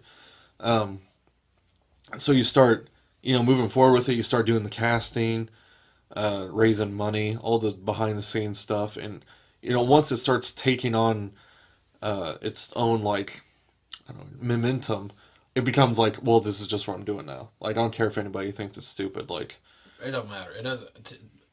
Like I said, we crossed that barrier. You crossed that barrier, and it kind of takes that passion role. Yeah. It's to the point, I'm going to do this, whether people like it or not, and I don't really care because I know this is what I want to do. And whenever you have like actors saying that your script is good and like they're excited about it, it changes everything completely. That last scene outside Foster Knott's was where I lived for my last 3 years of college. Some good times there. We had some very good times there. Maybe we should take a step back. When did we first meet? Do you remember? Like When we met a long time ago, but when we started hanging out, it was probably college. It was probably towards the end of your college and the beginning of mine. Well, we had like two phases. It was like, I mean, of course we had like junior high. Football together, and then Yeah. lunches together, and a few classes together. But I guess to kind of put the perspective of the people listening is, you're 3 years older than me, 4 years. Is that right? I'm 24. I'm 27. Turning 28 this year. Unfortunately, yeah. So I mean, that kind of gives you the perspective of, I come into the picture and he's about to leave the picture. Right. So we never really had the close knit, but we had the same group of, I guess, knit group of guys. Right. Our friends, we share the same circles, and we were always friends. Yeah, we never, I mean, it's kind of weird to think about it. It's actually kind of sad not knowing how much similarity we had Yeah, that we kind in of missed each other out on. that at the time our other friends we didn't really have that bond with until we look at now. I mean, sorry, I want to cut off here for a second. Yeah, that's fine. So you Oh. had Scarlett, Yeah, what's her name? but now you got Shonda the Honda, so also known as the Red Rocket. This was my first scene, and Yeah. I was so nervous not for the fact that my car might break down, but for the fact that this is my first debut with people that actually are actors, Right. and I'm just like, But what are they thinking? if you would have known that Sal was wearing your sister's graduation cap and it was about 3 sizes too small, maybe that would have made you feel better. I do remember this. You were incredibly nervous for this scene. Okay, so I know I said we get back to what we were talking about, but Yeah. this was the first scene, and me thinking, Okay. oh, Blue Sky Meth cameo. reference, yeah. Yeah, So okay, go ahead. me thinking, one of my best buddies is making a film. I love films. I get to be a part of it. This is going to be a blast. What I didn't realize in reality was I've got lines to remember. Yeah. So I think and I apologize now, I don't think I reviewed the lines enough, really. I think I probably skimmed like, this is going to be easy. Until I actually got there, that I just blanked everything. Yeah. Well, it's a little intimidating, to be sure, but Sal was pretty good in working with He you. helped me out. I think I called cut more than the director or you did. anybody else did. So got through that one. That was the icebreaker. That was okay. You really need to do a little more than this. So I did my best. I rocked the Casey Royals hat. Yeah. It's still my lucky hat. Team USA. And Team USA. So I guess before we get back to the movie, we'll go back to our friendship. Yeah. I know I don't know if we're drawing this out for you guys or not, but I think it means a lot to me and probably. Well, David. honestly, who's gonna be listening to this other than probably you and I in future? Well, I mean, whoever, whenever we go back to the vault. Yeah, that's right. So We did Disney this, and but we had the years apart where we weren't close knit, but we knew each other. We hung out. We did a lot of the same stuff, friends and everything together. Well, I think probably really hit off in college. Really, yeah, like for me, it's like, how come we didn't do this before? yeah. And I mean, I think it was that we 3 cherish years that out. friendship. When people say how long you've been friends, I always say, I don't know, since we were in school in Hardin, but I don't know. In all reality, it's been. I don't know. I don't even know if there was really a specific point that happened. Yeah. I don't know. But Well, I can remember that back when you were in junior high. See, we have a mutual friend, Nick. Shout out to Nick, who the three of us used to hang out a lot in high school and college. But you were in junior high and we were early high school, and we used to go to your house every Wednesday to watch South Park. Do you remember this? oh yeah. And it was that season with like the Cartoon Wars, that Yeah. that season. And I remember loving every Wednesday because we would just hang out for like 3 hours. Right. Evil Dead poster, and and that was just like a big. I don't know. We just had a lot of fun to just hang out with us three guys. But then in college it got a lot better. We hung out a lot more. Started going to movies together, that sort of thing. And then after college I think it was just kind of I don't know, that similarity. Like, obviously we didn't become adults. Well, we're not really adults at heart. we're but still not adults.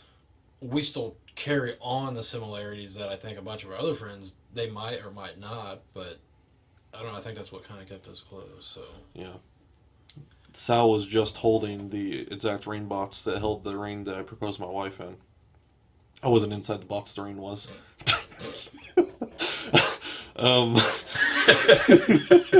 He was in the middle of a drink. That was perfect timing. almost bit I off. should, and speaking of my wife, you were the best man at my wedding too, so you can see that our friendship grew even more after college. Yeah, after my improv speech that I wasn't prepared for. If you look in that mirror behind Sal in that last scene, you can see Zane Cook, aka Charlie Herman, his shoulder. You're like, I thought Charlie Herman died like 5 years ago, or 10 years, whatever it was. Yeah, there he is. There's Brian again. Goodness. Back to Walt here. I just love these Walt scenes. He, I don't know. I don't know how to. I don't know. Like, we've already touched it, but yeah. I want to talk equally about everybody. Like, he eats off of this stuff. he does. He does. He's an acting animal. He mostly does like plays, and he's in my current film Curmudgeon. Well, he's in Return of the Devil as well, briefly. But in when we were filming the Curmudgeon scenes, he plays a pastor. I wanted to give him the exact opposite role that he has as Walt. And I was asking him, I was like, have you done any other film work since Student Loners? He said he hadn't. I'm like, man, like, you feel like he's a star waiting to break out. Especially in our perspective on this level, you think, wow. I mean, we've got great actors, not including myself, but I love this too. The hot dog saying no to the bun. It's pretty good. You can't beat that. The brat, I think. But, yeah, good actors. Sorry, I know. the sausage cup. I see these things and I want to point them out. But I mean, he killed it. I'm not saying none of these guys did, because, like I said, they all did a tremendous job. they did. But I'm trying to compare him to a modern day movie now. Like, he stood out. Like, he was the man.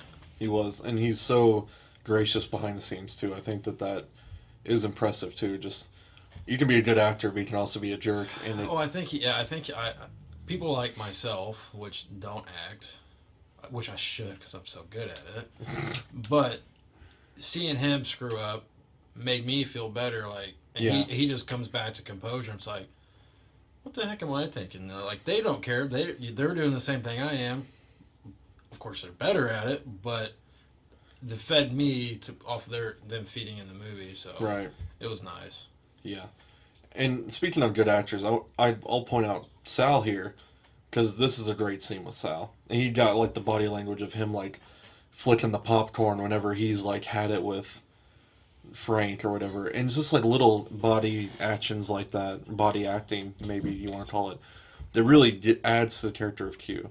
And if Q was originally kind of based on me, Sal completely changed it into his own thing, which, again, very happy about. I always tell these actors, like, they want to know kind of like what they're based on, what their character is based on. So I always will tell them, but I'm always happy whenever they, completely make it their own. And let's just go ahead and talk character name inspirations here. Q is based on Q from the podcast Tell 'em Steve Dave and the TV show Impractical Jokers. Oh, it's a great show. Brian and Walt are also from Tell 'em Steve Dave. Jay, Frank, and Sean, Grade, and Reed are all Film Junk podcast references. Are there any? Oh, Kevin, your character is Kevin Smith, based on him. Scott is off Scott Mosier of Smodcast. And Ralph is Ralph Garman from Hollywood Babylon. So, I'm a huge fan of podcasts, and listening to podcasts kind of helped me write this and get in the right mindset. So that's where those character names come from. If they're a random name that I didn't mention, like Mia Allen, it's Mia Farrow and Woody Allen. So usually it's like a director that I really like, or I'm sure Mia Farrow wouldn't appreciate that since she doesn't get along with Woody Allen anymore, but hey, it's all good. What are you gonna do? It's another great scene with Sal. He's excellent in this scene. Did you shoot was this scene in your sister's house too? No, but it kind of does look like it, doesn't it? Where was this shot at? This was out in the middle of nowhere in Keensville. I mean, this was at my step-grandmother's house, a little apartment. She built this for her alien mother, I believe. So, and my, what would you call them, like, stepmother-in-law, she rented the hospital bed for me, which was the last crucial piece of prop that I needed for the film. I really need a hospital bed, and she was able to secure that for me, which I was incredibly grateful for. And just having the hospital bed alone kind of made the scene look like it was, actually in a hospital room, because it's most certainly is not. But Sal really he brings it in this performance, and so does Blair. Blair is great. They play off each other so well. You can, they really feel like they have emotion for each other. And this scene too is another scene where none of the original sound was usable. The air conditioner was running like a madman. We're talking about really hot Missouri weather, and it just overpowered the dialogue. And the same is true of your scene, your intro of Kevin. The air conditioner in this house was so bad, I couldn't use any of that dialogue hardly. And it is brutal. We have to go into post production, and you have to try and I have to track down all these actors and say, okay, read these lines again, and then I have to go in and have to add in sound effects. So like in this scene, none of it's original. So this is Sal, me and him on his couch at his house, recording this dialogue, and then I add in like these hospital sound effects on top of that. Which I can't imagine is a very easy thing to do. It is not. It's the bane of my existence, I would say, sound editing. It was completely terrible. I was able to picture edit this thing in 2 weeks, I think. Cut it all together. Sound mixing and editing took over 6 months. And I wanted to shoot myself. Thankfully you didn't. Debatable. But I bought a new microphone this time around, so We'll see how that one turns out. it's already better. I've been cutting curmudgeon and it sounds so much much better. I like, it's all about the foxtail. you know, future potential filmmakers, if you're looking for one key, get a good microphone. It'll Sounds save you. everything. It is, if it doesn't sound like a movie, it's not a movie. I can't emphasize that enough. Because if you hear a lot of white noise and that sort of thing, it automatically takes you out of the audience. It does. Like, these movies sound so perfect when you watch them. And you realize that how important those sound really jobs yeah. are. This is filmed outside a hospital in Warrensburg. So flash to another city. And this was day like 2 of filming. We'd shot a lot of college stuff early on, and we had a big break in the middle of the day, and we needed it to get dark before we could film this hospital scene. So Sal, Phil, and I went to see Edge of Tomorrow. I remember to kill time, and that wasn't, it doesn't sound like much, but kind of bonded the unit of, the core of us, because us three worked together a lot. And that was important, I think, early on, especially like on day 2 of filming, like all these burners. I think that was literally everyone that was at the bar that day. They put their phone in there. That's definitely it reminds me of Saul from Breaking Bad. He opens up his desk drawer and he's like, "Which phone is it this time?" Yeah, in that bra, I don't know. That just happened to be there. That's the first time I noticed it. Really? I'm not gonna lie, yeah. I didn't notice it when we were filming at all, and then like. Lee's like, whose bra is that? It works. I guess well, it works. because Walt's a player, Yeah, he is. It works. It does its job. Yeah. We have an uncredited cameo from a nurse, I believe, walking in the background. She's like wondering what's going on. Let's see. This movie was essentially filmed in the towns of Hardin, Warrensburg, Independence with the drive-in, Liberty, and Richmond. I said Richmond. Was it? Yeah. So, this is very much in and of the region, I guess you got Kingsville. Yeah, I mean, for this literally 2 hospitals or 3 hospital scenes. This was another thing where Jay was originally in the script supposed to throw his phone against the wall to break it, and whenever he gets frustrated. And he had been using my phone in the movie as his characters, and I didn't want him to throw my phone, and I'd forgotten the phone that I could throw, and so he just he improvised very well and kind of like pushes the chair aside. But little did I know that like probably about a week later, I would run over my phone after that night of filming at your house, the intro, and he could have thrown it. He should have. And it would have worked. Should have sacrificed for the film. I should have done it to begin with, and chosen to bleed for my art, so to speak. But we'll talk more about that scene, that long, long night, once we get there, which it's coming up. Who haven't we talked? Well, we haven't really talked a whole lot about her. Yeah, and Blair, and she's great, and she again like She she got her well they quote argument. ass beat. She did, and you yeah. Did that scene already play? No, it No, didn't it yet. hasn't. No, it hasn't yet. I saw the. I'm asking questions about something I wrote. I remember watching it in a sling though. Because the car accident. That's right. So sorry. But She yeah. went. I mean, she did a good job. I didn't really have too many scenes. We'll get to that. I do have a scene with her. Yeah, we'll but, save that. But. like I said, her experience of this, I think she took it like a champ. She really did, because I put her through a lot, and not on purpose, but the scene coming up with Walt's kidnapping of her, spoilers. You shouldn't be listening to this if you haven't seen the movie, but she kind of had to go through a lot with that. If you want to know the best part of the blooper reel, it's from this right here, and you wouldn't think because it's like 3 short little things, but it took us so long. It took us long for 3 lines. I don't remember how many lines it was, but it was. It was a while. It wasn't easy. It should have been. Yeah, I mainly because I kept screwing you up. I think. But. I wouldn't say you. I think it was a team effort on that one. It was definitely a team effort. But the thing about Blair too is that toward the end, her hands are zip tied, and they're zip tied throughout that whole finale.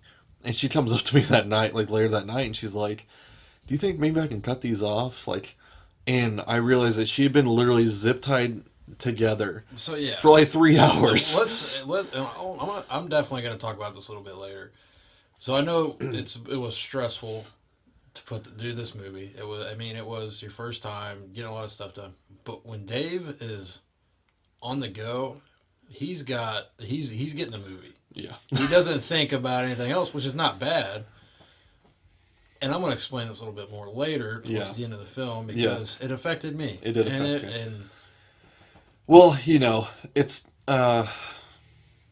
it's difficult whenever you're the producer and director all in one because you don't have time to dilly-dally, so to speak. And because, you've got these actors that are taking time out of their day, and you want it to be right, and, so like I said, nothing bad on it. And you don't really realize it because everybody's there. Everybody understands, and you're there. Let's do it right. It's not right. Let's do it again. We're trying to make a movie, so it was fun. It is a now little. That we look back on some of the stuff, it was a little slave driving, a little bit. But you need that. You need that to make. Well, what you want to be perfect. So. I mean, no one else is going to do it for you, so you kind of have to be the.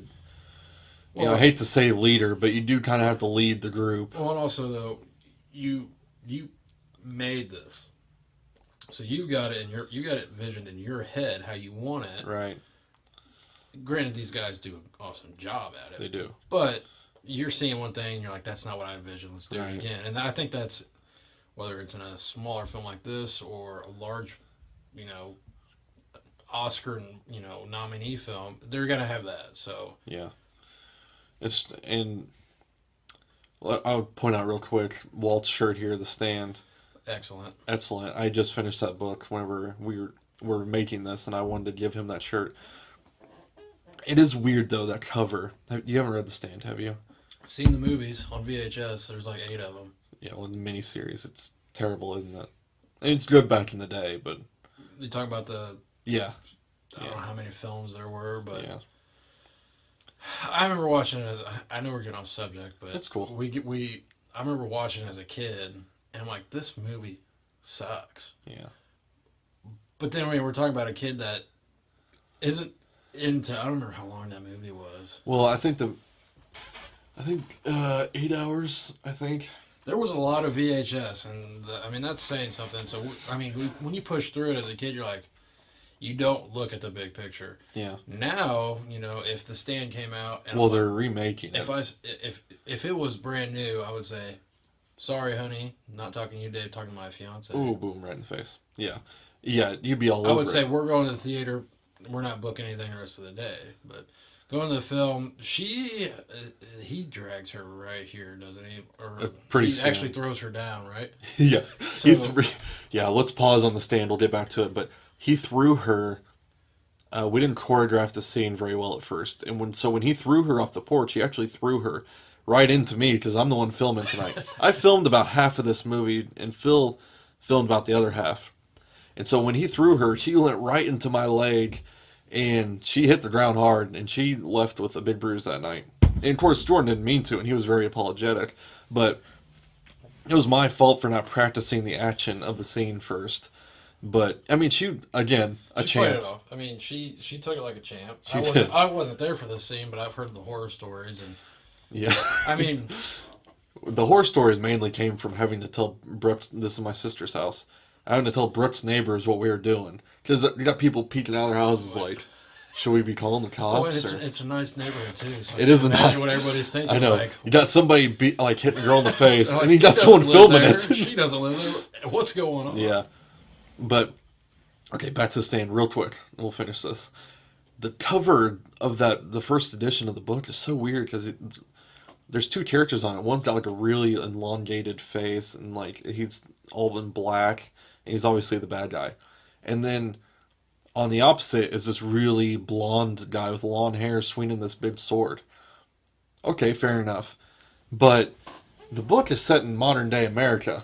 Okay, it's basically Lord of the Rings in America is how Stephen King wanted it to be.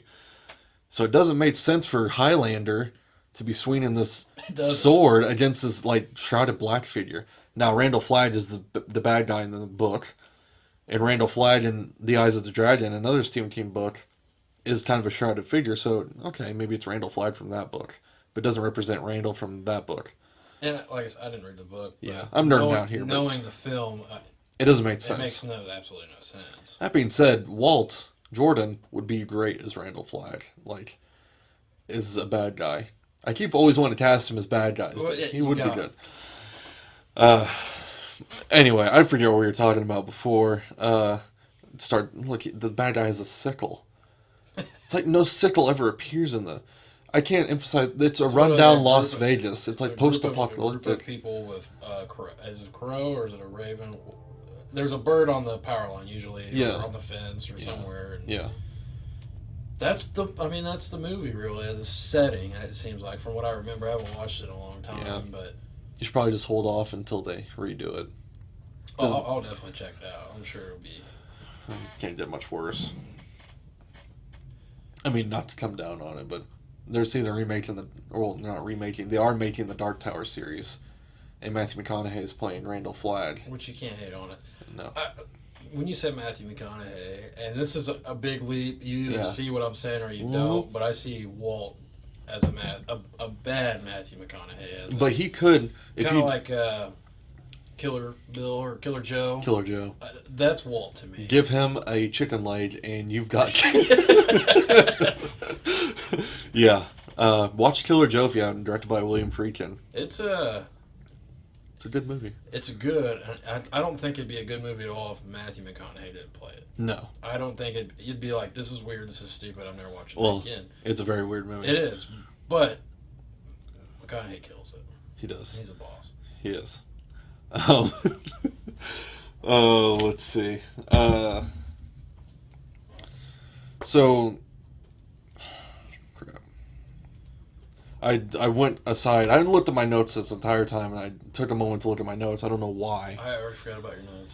I know I didn't. We didn't even. I was so worried that we weren't gonna have enough to talk about. But really, I feel like we're not gonna be able to have enough time to talk about everything. Oh, there's another fun game in this movie called Spot the Script. There's one right behind Sal. There's scripts laying all over the place. Mainly because we were looking at lines right before we did it, and not for the actors, but for me, so I knew how to direct it. It's not as easy as you think whenever you have to remember everything and then you have to film it. And I was filming this particular scene as well. We filmed this like 5 in the morning after starting at 5 p.m. the previous night. It was tough. And this 5 a.m. was actually July 4th. So this is actually Independence Day. Happy birthday, America. Yeah, happy birthday. And the 5 p.m. of the previous night was the first break-in that happens at night at your dad's house. The opening of the movie, yeah. So we're talking about 12 hours of pretty grueling stuff. But you know what? They stuck it out, and I pulled a. Minimal complaining. I think I pulled a 12-hour night shift that night. You were working that night. That's 'cause besides the point, but Phil couldn't find your house, and because it's out in the middle of nowhere, and so I ended up running the camera all night, and Elena ended up running sound. Talk about Phil real quick. you've seen Phil earlier in the film, Yes. for just a split second, but good guy, love the guy. He squints. He squints from Sandlot. So I mean, they're identical. Do you remember doing this? This is driving your car. This is I remember When we went out in the cemetery and we were driving around, that was like at 5 p.m. It was super bright outside, and what I did, I just took all the saturation out of the scene to make it dark. It was bright outside. Yeah, it was like daylight. Worked. But Phil was great to have around, and Phil's a good guy. Props to Phil. Haven't seen you in a while, but yeah, what's up, Phil? shut up. So now we're back at our opening robbery again, reaching into Starlet for the guns. Here's your vigilante, and we ain't gonna get on that topic again. Well, I bought that shirt special for the scene because Batman is my favorite superhero. He's okay. He's not a superhero, but we're not getting into that. We won't. I do enjoy Batman. Yeah. I don't enjoy all of them. Okay. There's only a select few. All right. Well, fair enough. But in this whole Batman gun comment, that was I did that on the spot just because I thought it'd be funny, and got a pretty good laugh, I guess. People seem to laugh the most at Ralph. I would say you're probably right. Ralph, and then some of the Frank stuff, I guess. Just he is a comedic relief, but yeah, this is outside your dad's house again. And basically I wanted to do the same scene, but show it from different angles, so that it was, not just repeating the exact same thing. Which I believe my dad was sleeping this whole time. He was. You can't wake that man up when he's sleeping. He was dead asleep, and we were not quiet. He don't care. I should say that on all the scenes where bad things were happening, whether it be a robbery or scenes with Walt or scenes with Brian or drug dealing, I pulled the saturation down in the scene so it kind of looks grimmer, more dark. If there was something really good happening, like if Q and Riley are really getting along, or if Frank and is bonding with the two boys, then I pulled the saturation up and kind of brighten the scenes. So that way, visually, you're kind of seeing some different stuff, and subconsciously, you're noticing that the bright scenes are good things, dark scenes bad things, to really dumb it down. But, see, this is going into your basement, but then we cut once he's actually at the bottom, because if you look to the left here, the brick wall. There's no wall. There's no entryway there. Yeah, And so this Yep. is a different basement altogether. This is Kirk Thacker's basement, who plays Scott. And we filmed this right after your intro scene. And it worked pretty well. I mean, you wouldn't really think too much about it being different. You don't think it at all. You really don't. Especially first time watching. Right. If you don't know what's going on, I think it played in well. I really do. Yeah. This whole robbery thing was kind of, I don't know, it was a pretty intense task to take on, but it turned out. I think it turned out pretty good. Turned out pretty good. There's a little issue with like the gunshot sound, just because, I don't know, it just sounds kind of muffled, but we recorded it like inside a closed off shed, and I don't know, it just didn't sound right, but we done do better next time, I guess. So you'll actually see Kirk and his real daughter here, who is supposed to be Mia, and he was putting together whose house he's in. So now all the dots are I don't know, being connected, I guess, what you say. Back to Overhead shot. Yeah, this is back at Wild Bill's house. Or we Dollar like to Bill. call him Dr. Cash, Dollar Bill, We've had some good times in that house, I'll say. He's a character. I guess I should love you, Dad, by the way, before I dog on your oil lamp again. So. Yeah. Well, we had a lot of good games in that kitchen. I remember a very entertaining game of quarters one time. Oh yeah, it gets out of hand sometimes over there. Yeah, that was a good night. I've talked a lot about True Detective already, but I should point out that moving camera stuff also comes from Scorsese, specifically Goodfellas, and like the symmetrical faraway shots. Those are based on Kubrick, and there's a lot of POV shots, and those are taken from Tarantino, including the trunk shot. I'll also point out that the camera that we used for filming was a digital one that was recommended by a documentary filmmaker that I had heard speak. And I think it was a good decision because it gives a lot of the story and specific scenes urgency since it's handheld. And plus, it was incredibly cheaper than the camera that I was looking at before. It cut our budget by nearly two-thirds. So that decision alone, getting this camera, made it possible for us to make this movie. And she's wearing a Bob Dylan shirt. Shout out to Bob Dylan, my favorite musician. Uh, I don't want to hear it, haters. But I tried to put everything I loved in this movie, whether it's like Dylan or Stephen King or just everything. This movie is my. It's kind of your life. It's my DNA. It is all over this thing, and I have no shame about that. If I'm the way I looked at it was, if I'm gonna make one movie in my entire life, I'm gonna make it exactly how I want to make it, and I'm gonna put everything in it that I want to make it. And I remember one instance where somebody asked me, does this line have to be in here this way?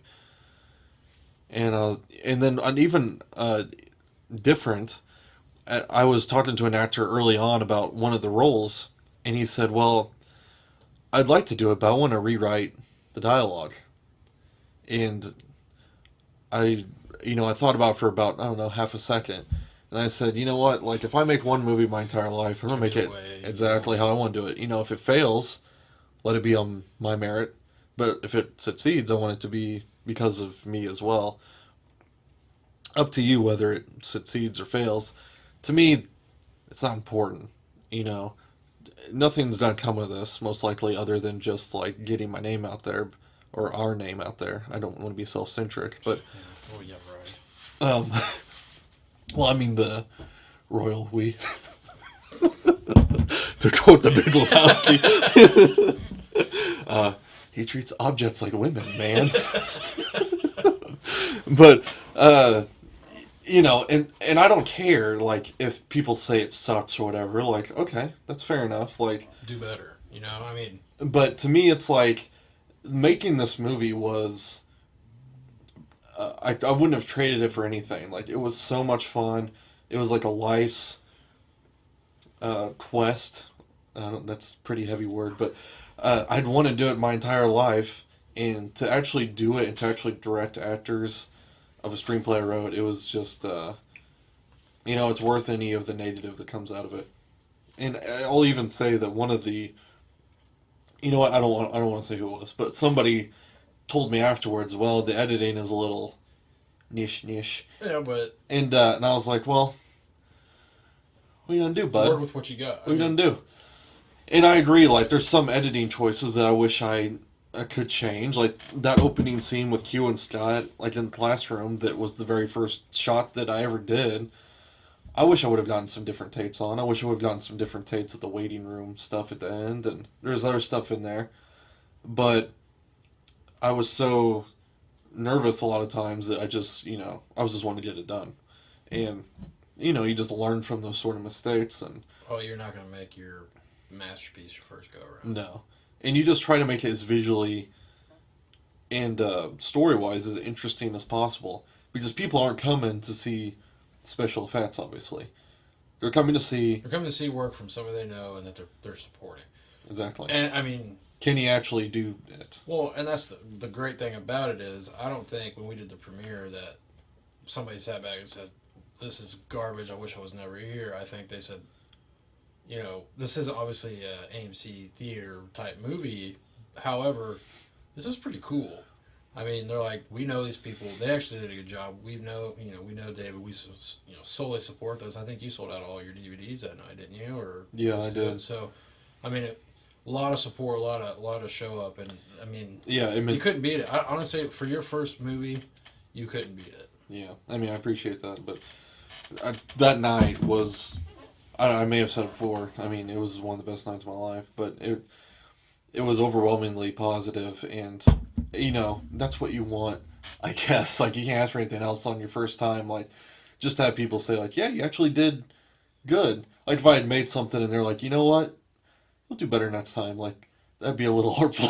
Well, yeah, I mean, and whether it's true or not, you know that. I mean, we know that. If there was, you can hear background sound or you can hear this. It's me watching it. I didn't care about that stuff. I wanted to see it all put together, and I think you're the same way. And you're like, let's just see it. Let's do it. I mean, you know the time, you know the effort, you know the work everybody put into it. Let's see it in action. I think the people that had no clue about the film, had no clue about anybody in it, and the storyline or anything, probably saw the same stuff. Like, good film. But it was awesome that I know somebody that did this. Mm-hmm. And if you're listening and if you're just listening to listen, you probably won't ever get that unless you're a part of something like this. You know what I mean? So yeah. I hope we can explain it well enough that you do get that major factor. Well, and I think it might be, probably the people that are listening to this will understand what we're saying. When Hardin does not produce artistic people, is that a fair statement? Yeah. They produce people that enter the workforce very well, I would add. Like, they're very successful for, like, in what they do. Well, yeah, but they didn't offer anything for the people that... No, there's nothing. I mean, they don't... There's a library with some crappy books, basically. Yeah, so, I mean, I don't know. I guess it's kind of ironic you see all these people in Hardin doing this film because... Yeah, because the Hardin is not... It's not that... like I said, if you're listening and you're not from a small town, you probably don't understand. However, imagine a town in like a tundra in Siberia, and then someone says, let's make a movie, like, as a group. That is basically what we're dealing with here. It really is. It's out of nowhere. People often... And I got a lot of why not? Or, I'm sorry, I got a lot of why. Why are you doing this? What makes you think you can do that? And, after a while you're just like, I don't know. Why am I doing this? I got that my entire life. Like, I'd always tell teachers I want to be a director. I told my third grade teacher I wanted to be... She goes, well, what was your favorite thing you did over summer? And I said, we saw Air Force One. And she was like, well, there has to be something better than that. No way. No way. Because, I don't know. I'm weird. And you understand this, is that when you watch a movie, or you're going to watch a movie that you're just like, there's nothing beats this. Nothing in the world beats this right now. There's no experience that I like more than a new film. And I say that with all assuredness. There's truly not. It's my favorite form of escapism, if you want to call it that, entertainment. And to actually do it, I mean, it takes it to another level. It's so invigorating. I want to cut you off. Yeah, cut me off. Because I promised the audience I'd come back about this. So, yes. Going back to David with his tunnel vision, he wants to make this movie the way he wants to do it. Great, wonderful, I understand. So I get killed. That's me that fell down. I'm that big green blob in the background. Easy. I have a knife stuck in the temple of my head. I laid there for what? 2 hours? It was probably 2 hours. I had to pee so bad. Little did you know, you're probably thinking, get up and go pee. That knife is hung up by a fishing string because it wouldn't stick to my fat head. So, well, to be fair, that knife handle was very heavy. It was. And I didn't, because it's a real knife handle, I unscrewed the blade. And I didn't anticipate gravity. And so, obviously, it wouldn't just stand up on its own. So, we had to rig it up with fishing wire through that garage door. And I know looking back now, David was probably getting antsy because he wanted to redo it. He wanted to make it perfect. And I'm getting antsy thinking, I'm about to pee my pants here. Mm-hmm. And I can't move. So all the pressure in my body is going into one area. And that's all I can think about. And the bathroom's right there by the fridge. So I'm 15 feet from the bathroom. And I really thought about just peeing my pants. Well, if you don't recall, I believe everyone awarded you the DDL award that night. They did. The Daniel Day-Lewis Award for for method acting because you stuck with your character so much. So it wasn't all bad. It wasn't bad. I mean, I put on myself. I don't- will say that's the only time you've ever yelled at me in our in our I wouldn't say it's an friendship. aggressive yelling, but it's like, Dave, I gotta be. You're like, I said, okay, 5 more minutes, and you said 5 minutes 30 minutes ago. This was a rough night of shooting. It was fun, but when you have to do a lot of action and stuff like that, But the thing it's is, rough. there's a lot of this is the end. This is the climax, I would think. However, you got to think we're shooting from different angles too, so we got to do it multiple times. Right. And the 2 cops right now didn't help the fact that they Colin. couldn't get their lines right, and I had to pee. We have Colin Chain, and then that one is my brother-in-law Kyle, who's wearing white tennis shoes. I had to crop the scene up so you couldn't see him. They both reprise their role as police officers on Curmudgeon. Well, and They Okay, do, I and know they that. wore good shoes. So, but they were good fit. Kyle was in the military, so he yeah, and Colin's the done EMT. and Colin's the EMT, volunteer firefighter. He knows this stuff. So I think they played the role pretty well. You might be wondering here, how did you rent a police car? Now, we talked a little bad about Hardin. It's not all bad here, guys. Colin called up our local policeman and said, you think you could help out Dave? He's making a movie here. And this is what actually, I'm being completely honest, this is what is great about Hardin is that, like the policemen, their view is not that they're to help serve the public. And that doesn't just mean like protecting them from danger. It means like if we have something that they can help out with, they will. And if that means helping out with our movie, then they will. So And I think he probably thought it was cool he could finally turn his lights on too. that's true too. He hasn't had to turn those on in a while, but yeah, it was very kind for this all to work. I mean, because before this, like, what was I gonna do? I didn't. Sometimes I just started going into a day of filming and I wouldn't know how to do it, and you just kind of. I also remember getting. I guess we're out of the scene now, but kind of got. I didn't get yelled at or getting anybody mean towards me, but I was kind of hiding behind the brush. If you go back, you can see the brush, and they're like, "You probably need to move. We don't need a ghost Kevin running around." Oh yeah, I forgot about that. I don't know if I just saw EJ. I feel like we didn't talk about him, but he's a very funny guy. He's an incredibly talented graphic designist. He did our poster for the movie, which is one of my favorite things to come out of this whole process. And he did the posters for my upcoming films. Which are awesome, by the way. They're pretty good. And yeah, he was awesome to have around. Laurie too, she was great. And she like always knew the script inside and out, so could always count on her to help not just herself but others too. I got Kirk here again. Pretty soon we're gonna have a cameo from the future wife. Oh yeah, she's a hoot. Shout out, love you. Get married soon. Yeah. Oh, in case I didn't, I guess I should say I love my wife too, because now you've said it. And Oh no, I put you on the spot. all right, well, Leah, just know it's not genuine. No, I'm just kidding. Well, now they do know we said it, so if they were listening to it, Well, and we're getting toward the end here, so I should say, like, behind the scenes wise, could not have done it without Aaliyah. She was like incredible. There's Elena. there she is. That's the love of my life, my bride. So A little heavy. back off. Aaliyah, not Elena. Aaliyah read my script. She, helped me like in the whole process. She was very understanding and everything I need to do to get this movie. She understood that I had to make this movie or else I would go crazy. I sold my entire DVD collection to make this movie. Sold every book that I had, all my records, all my CDs. Like, this thing was getting made. And Well, which is awesome because I mean, I don't know. You don't know unless you know David or his wife, but quote unquote, I guess Leah had some balls because she knew what this meant to David, and Right. So I mean that tells you right now that's the backside or the behind the scenes take of this film is that she didn't care because it made her husband happy, and so right. And I will always be eternally grateful for that. There's not a lot of people that would completely, support be someone so like that. supportive of it. It was I mean, incredible. And incredible, really. China.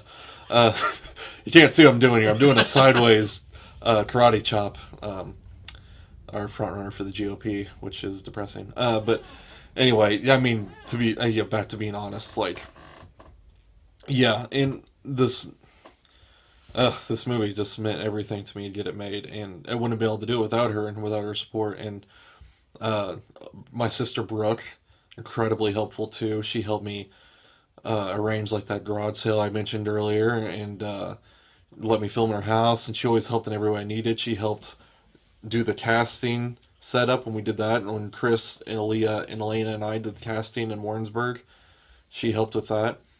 And Chris himself, I'm not gonna look at him when I talk about him, but he was incredibly helpful as well. And like I was talking earlier about like people that say like, "Why are you doing something?"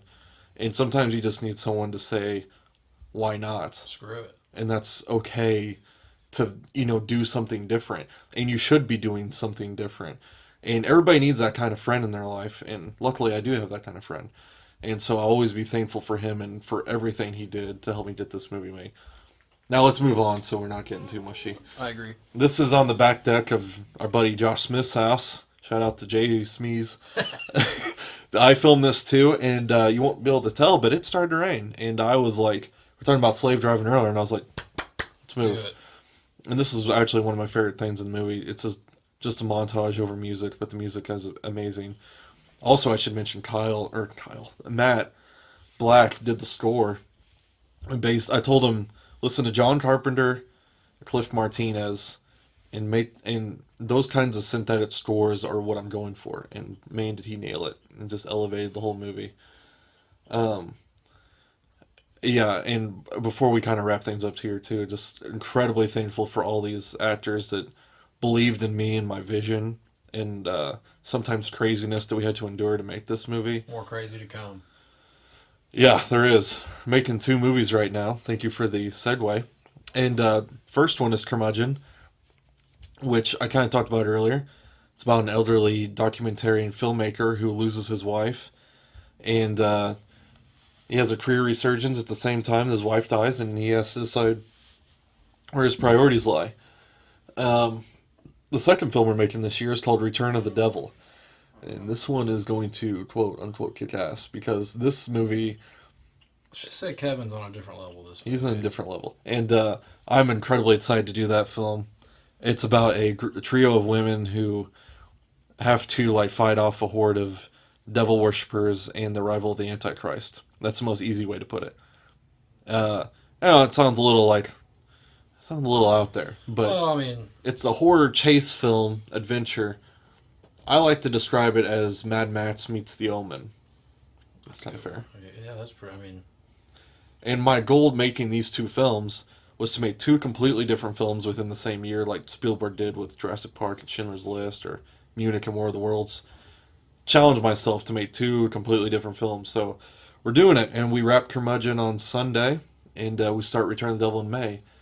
And I don't know if I'll ever make 2 movies in 1 year again, because I'm about to have a heart attack. But again, we gotta shout someone out here real quick. Roger Seymour. you gotta thank the guy. How great is Roger? He's probably, I talked to a lot of guys up here. I know we got a few seconds left, but Roger Seymour is the man. I couldn't make this film or be a part of this film without him. He's the glue. It's one way. He glues this whole thing together. Fun fact: we've known Roger a long time. Pretty well. Mostly in college. We became friends, but Roger's parent. He told me his parents named him Roger because his mom couldn't think of Robert Redford's real name. So she thought Robert Redford's name was Roger Seymour. I don't know. It's weird. Thanks for listening, y'all. Yes, thank you. And one more quick shout out. If you want to hear more about the behind the scenes aspects of this film, I've written a book called Indie, or How I Made a No Budget Movie with No Experience. You should be able to get that on Amazon now or in the very near future. Oh, you'll be able to get the book on Kindle or your Kindle app. It's really cheap, so no excuses on that, and everybody can read mostly. Everybody follow me on Twitter, SlickWilly3030. I don't tweet, but I listen. Yes, follow Chris, and you can follow me at DavidCox27. You can find us on Facebook.com/StudentLoanersMovie, and pretty soon the Curmudgeon and Return of the Devils websites will be up there as well. Find Student Loaners on IMDb and future products that we're going to do. And of course, like look at our YouTube channel for all the videos that we put out, the trailers that will be released there first. You'll be able to see Student Loaners on there for free, as well as the commentary you listen to, obviously. And there's also going to be a black and white version of Student Loaners on there as well. It's pretty cool. In the future, if you are in or around the Kansas City area and would like to help a filmmaker make movies that doesn't cost his entire pension, Bring it on. help a brother out and help me with some financiers. If you like what we're doing, then help us out, be a part of the movies, act in the movies. We're always welcoming new people. And if you like the movie, just share the link with everybody that you know or think would like it. And thank you for watching.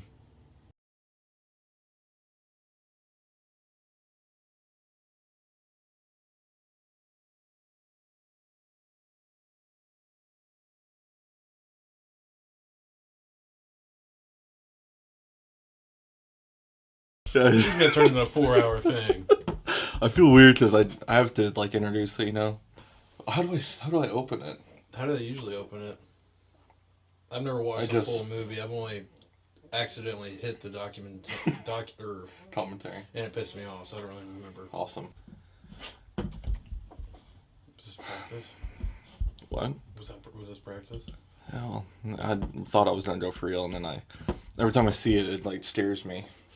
Okay. Once we get into it, it'll be easy because we can just do this. 45 minutes to jump in and I'll be ready.